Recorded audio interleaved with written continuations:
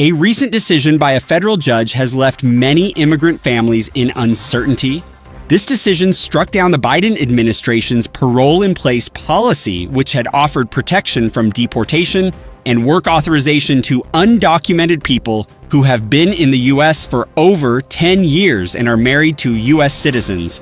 The policy also covered undocumented stepchildren of U.S. citizens. The judge, J. Campbell Barker, who was appointed by former President Trump, ruled that this policy went beyond what the law allows. He argued that immigration laws, as set by Congress, don't give the executive branch the authority to create this type of program on its own. The lawsuit challenging the policy was brought by Texas and 15 other states, claiming it was illegal, and the judge agreed with them.